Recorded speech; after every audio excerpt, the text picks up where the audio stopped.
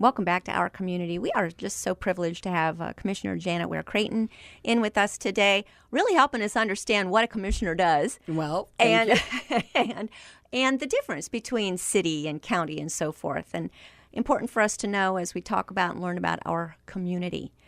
You were Canton's first woman mayor, and in that you have carved a place in history to inspire young women coming up who might aspire to the same position or beyond. What, first of all, would you say to that young woman who might be listening right now? You can achieve whatever you want to do. No one ever told me that I couldn't be the first woman mayor. No one ever told me that I couldn't be involved in government. Remember when I started Susie back and, I first ran in 1984, there were not a lot of women involved in politics, right. Much less elected. There were some that were doing the kind of the grunt work, as I say, licking the envelopes and sticking the stamp on.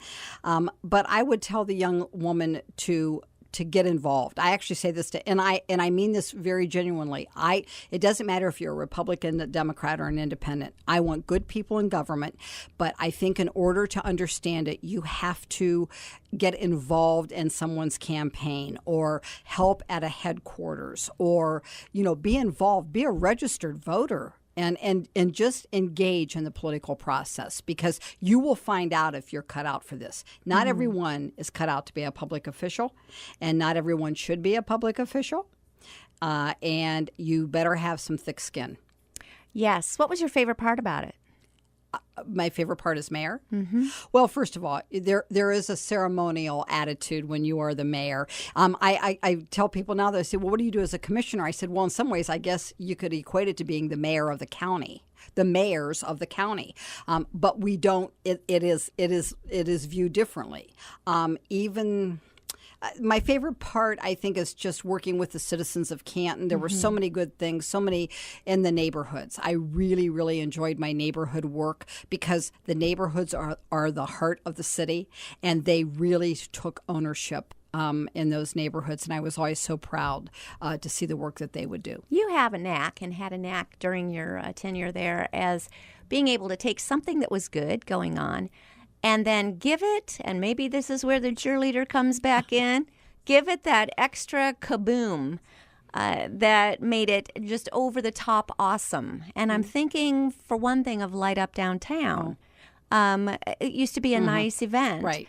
And then you brought the fireworks and the yes. stage show and everything. That was the first year I was mayor, and there was that we loved what Dick did, or, Mayor Watkins, but it had kind of it's like anything, you outgrow that event, and so it was time to, and through the cooperation of the city of Canton and the chamber and the SID district, which is a special improvement district downtown, and the merchants, we were able to step it up. We hired a company. They came in, they put on a stage show, as you say, the fireworks, just things grew and grew.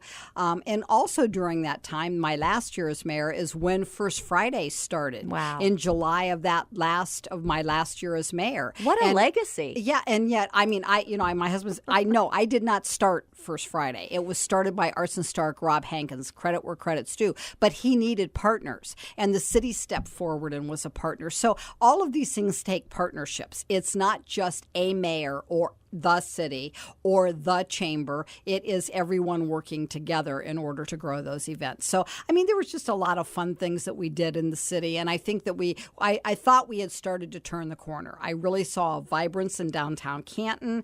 I saw a cleaner city at that time, and I think that the neighborhoods were engaged. We did a lot of neighborhood walks and cleaned up. We had a lot of prayer partners that actually went along with us in the neighborhoods. And I think back to some of the things when I walked up on people's porches. Oh my, I don't know that I should have done some of those things. I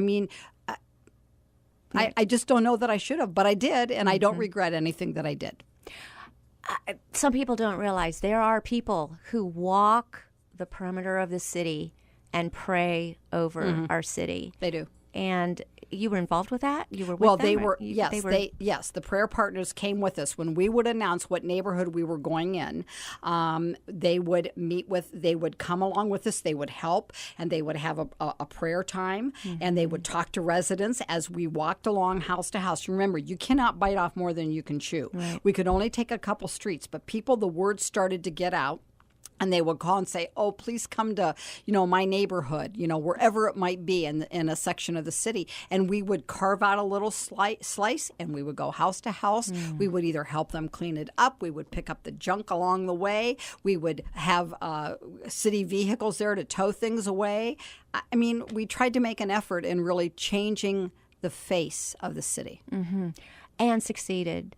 If there was one thing that you can remember that you would have loved to have accomplished, what would that, or that you would like to see done next?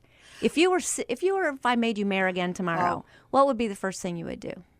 Oh, I don't know. I honestly, I don't know. It's changed so much in the last. I mean, it's over 10 years that I was the mayor. Wow, that's I mean, isn't that amazing? Yes. So things have changed, and I've kind of lost track of. But I will tell you that I always used to kid Steve Kuhn because I had purposely waited to move into that Onesta hotel, Yes. and that was in 2003. And then just 2 years ago, he finally, God bless him, and I'm glad that he did. But I wish that could have happened sooner.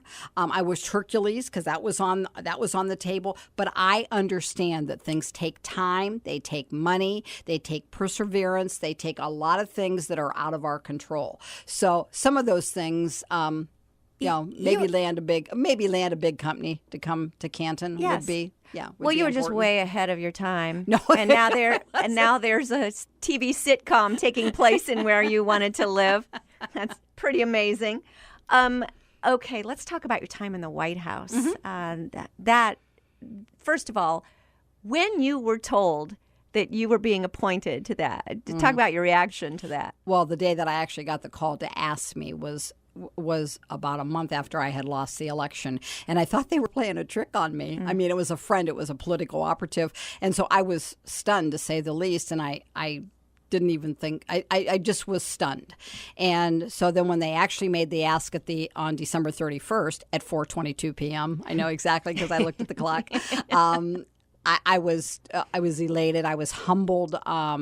Just an opportunity. And my husband always said, "This is the icing on the cake. This is what you probably." I didn't know that I ever worked for that because I never dreamed that I would be in the White House. So I really had a short turnaround because from December 31st to January 9th, I started to work on January 9th. So I had to get over there and find a place to live and get situated. And it just happened so quickly, and it all worked well.